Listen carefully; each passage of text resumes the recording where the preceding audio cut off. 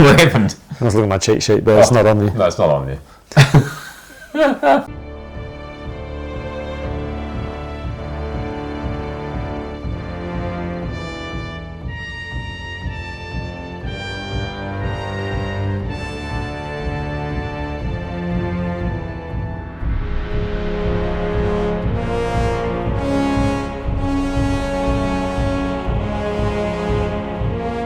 Hi everyone, and welcome back to the Two Barbarians YouTube channel. I'm Wade. I'm Lee. And today we're going to be focusing on one of my favourite toy lines, Centurions. What are your first thoughts on the Centurions toys, Lee? Awesome. Big, bright, screaming 80s. Oh, hugely. The toy line didn't really get much publicity here, did it? No, I don't think so. I mean, I remember it as a kid, but it's not as iconic really as a lot of the, Transformers, G.I. Joe, Master Universe. Yeah. But I feel like the longer time has gone on that it's become such an iconic toy line for collectors. Everyone's wanting to jump in on it. Yeah, it's almost got a bit of a cult following really, doesn't it? Yes, I think between that and Mask, they're the two probably beginner lines which everyone seems to want to jump on, right? And it's a small line. There's basically 3 each of the main characters' play sets. I think Jake Rockwell had one extra one, but aside from that, it's quite small. And there's a couple of unreleased play sets, which we'll just talk a little bit about later, especially since Anson, the Facebook guy, has been making and basically manufacturing small waves of the unreleased characters. So it's pretty cool, but I don't know, there's just something about that, the early waves where they just seem to get everything right. The later ones, they seem to be sort of clutching at straws a bit and just making wild and wonderful things, which I just don't really feel that they were, what we really wanted ultimately. But yeah, even some of the secondary characters, they, one glows in the dark. It just feels like a gimmicky thing to me. Whereas it feels like with the first wave, they basically covered off everything they needed to. They had cool vehicles, the play sets and the characters. Yeah, didn't really need the expansion, like they covered the air, land and sea, so you had your bad guys. I think if anything they could have introduced a few more villains and things like that, but yeah. Well, they did that. Anyway, so here we have in front of us basically the whole of the first wave. We've got a couple in boxes still. The boxes have been opened, but they haven't been really unwrapped, and some of the bits are still in baggies, to quote Toy Federation. I always like to talk about their baggies. So obviously the tape is popped on Detonator here. Strafer. So we're going to do a live unboxing and... we'll do a live unboxing, but I don't know if I can bring myself to take them out of the baggies. Simply because it's just something where, I don't know, maybe I paid a little bit too much for them at the time, just because they were still in the bags.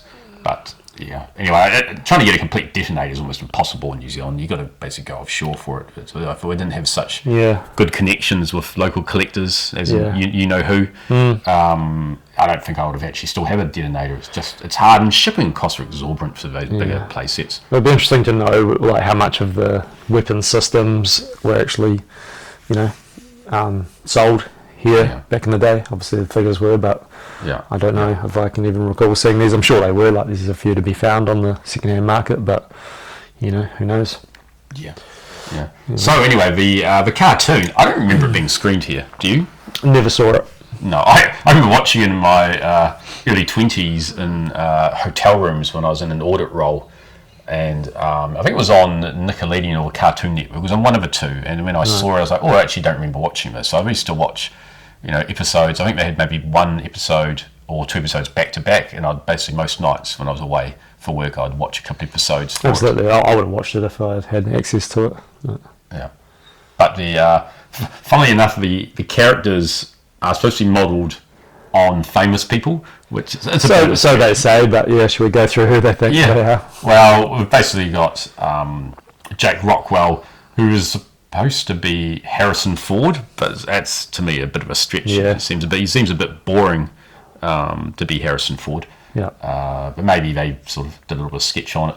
And Max Ray was the infamous Tom Selleck style character, although you think he looks more like... That's more like Freddie Mercury, really. But at least I mentioned Dan Severn, he does actually. The wrestler / UFC / whatever he was. And then we have Ace McLeod, who's supposed to be based on Robert Redford. I can sort of see that. Robert Redford. Yeah. He's a pretty cool guy. Right.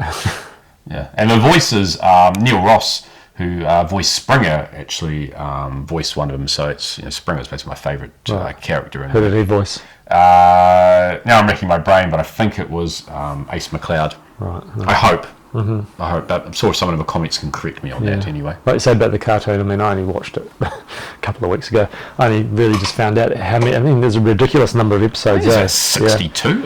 Yeah, I think obviously it was for that whole syndication thing, and I think those unreleased characters made it into the cartoon, which I haven't seen. To be honest, I could hardly really get through a couple of episodes. Yeah, it's a little bit dated. One of the guys is Rex Charger. Rex Charger, yeah. Yeah, and John Thunder. That's exactly right. Yeah. And of course, there was a dog in the cartoon as well. Yeah. That was basically up on the space station. Poor thing. Right. Used to get beamed down occasionally. He had his own weapon set. But they never made a toy of that, which was actually pretty toyetic. There was someone in the space station, a female, one of Kenna. They got something against females. Just little boys don't want to play with. Yeah, again, cool characters. So. Never released a figure of it either. No. Like half the figures from any bloody TV show. Oh, excuse my swearing. Like any characters from some of those TV shows just never made it. Even the Mask ones, they basically waited until the very last series or the last series 3 and 4 before they put them in. But that's the way the world was in the 1980s, right? Yeah, boys didn't want figures of girls apparently. So they were out there, but you're right. Yeah. Just I don't know. Coming from a man that collects golden girls, there is demand for them, right? Yeah, there is. Anyway, so the villains, we have the Doc Terror, usual cybernetic villain who believes in, he's almost a sort of an early version of an AI adopter, isn't he? So he basically believes that humanity is better off merging with machines and etc. And then poor Hacker there was just basically a brute who something fell on him, and he was offered the power of being strengthened, having some cool abilities, and he went, sure thing. Right. Then he became a bit tortured after that. So was he crushed? Is that why he's missing a arm and leg? Yeah, essentially. Okay. And the two villains are a bit harder to find complete here. You don't see them too often. I think everyone wanted the main characters, especially with the weapons packs as well. They didn't come with a weapons pack, but obviously there was the two Doom drones that came out. So that was a little bit interesting to finally find one in the wild, or two in the wild for Hacker. Generally, you've got to basically go overseas to get these ones, right? Yeah. They are hard to find. I mean, you do occasionally see a few Centurions weapons pop up in random lots, and some characters. Generally, they're mostly broken. I don't know how many actual of the figures I've seen with an arm that's broken off. It's just snapped off. Yeah. So that's one thing, obviously, with the articulation. They've got bending elbows, knees, and pretty basic articulation. But the shoulders, it's not very strong, and it's quite common for them to break, and quite a tricky repair if you could be bothered. So that's probably one thing to look out for them. Yeah. And the necks and the heads get a bit floppy on them too. So But Anyway, should we talk about the actual? The toys. I can't wait to get into these toys. They're so much fun. Firstly, what are all these holes? Why they look like they're made of Swiss cheese? What's going on?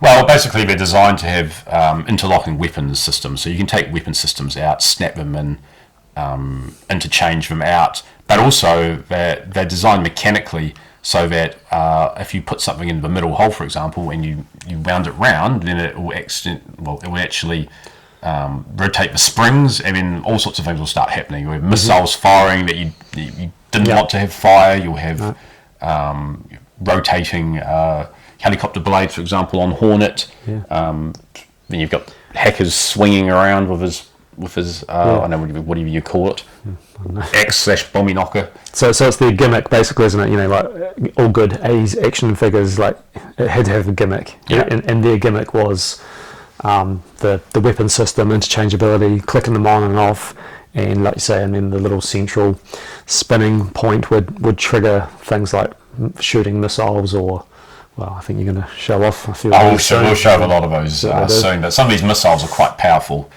They give you a good bang for your buck. And the figures themselves, they're 8-inch scale, so they didn't really scale with much when we were younger. I feel like the scale has a lot to do with the way the esteem that they're held in now. You know, I think if these were G.I. Joe size, they'd be super popular still, because obviously they'd fit in with that line, but something about the size of them, even as adults, it's just like they're very impressive and very cool, and yeah. Take up a good amount of space too, trying to display them, especially with the large weapon sets like Skybolt or Depth Charger. They're bloody huge. Yeah. Absolutely huge. Yeah.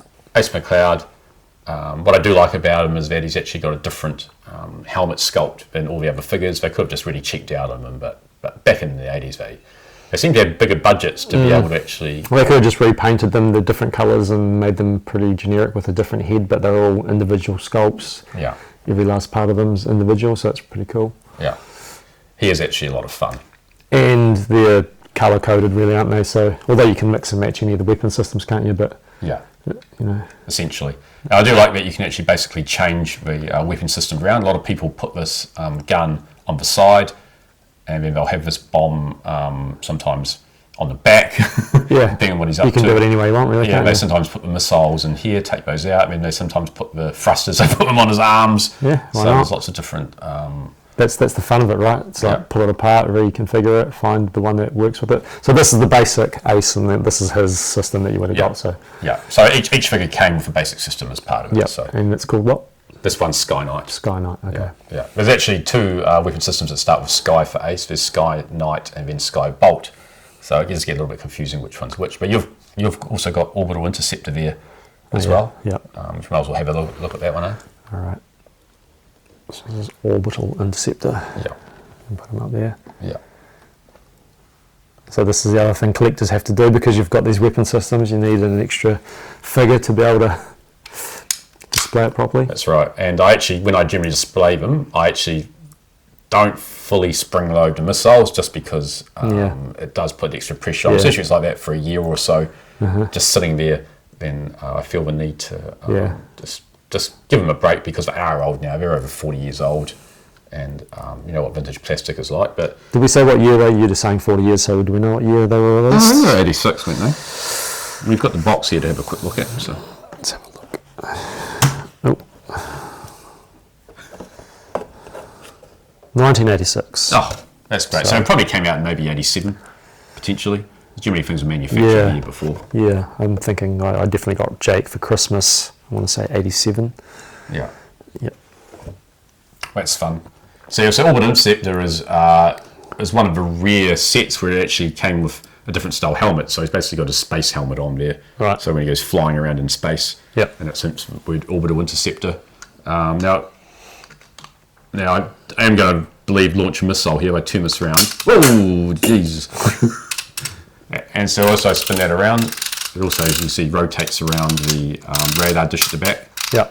Which is quite cool. So you could put anything in that same slot and... Yeah, and it will rotate around. So that was part of the action system, you know. And to actually make that connect to this, to connect to that, to connect to that, to connect to that, that's a lot of springs and interlocking sockets, right? That's actually really cool. So they're probably quite expensive figures to manufacture back in the day, just the engineering on them. Yeah. Because I see when you're spinning that, these other two ones here are also spinning, so you know, there's a bit going on in there. Which probably makes them a little bit susceptible to breaking down over time. And for some reason, he has what I believe are supposed to be space mines. They look mysteriously like sea mines, but I mean, if you want to see a sea mine, you just look at Depth Charger's big bulbous sea mine that's on the back of it. I reckon they could take out a bloody aircraft carrier almost, it's so big. Take down a USS flag. Yeah, exactly. Once I get it set up, you can have them going guts for glory there. Now the one I'm nervous about picking up is Skybolt, because it's huge and it's so heavy that the legs on it are basically just, he flops back. I mean, unless you've got ultra tight joints on Ace McLeod, this one just sits back naturally because you feel it's so much weight on the back of it. Yeah, it just flops. It's pretty big. It just flops. Hang on, while we're there, we'll fire a missile at you. How do we do that? That button there. What? No, the red button. Oh. Ready? 1, 2, 3. Again, a lot of fun. But yeah, this one is hard. I just don't see how you can actually play with this one properly, because you sort of have to hold him up and go, oh, and he's so heavy at the back that he just basically tips over. So does it have a few? I'm assuming you can configure it a few different ways to.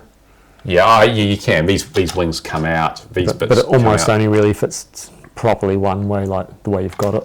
Yeah, basically. Are these they flap or something? What are they?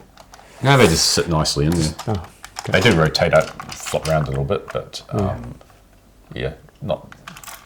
Now, there is a thing which push this button, and well, if you're a child, you go around.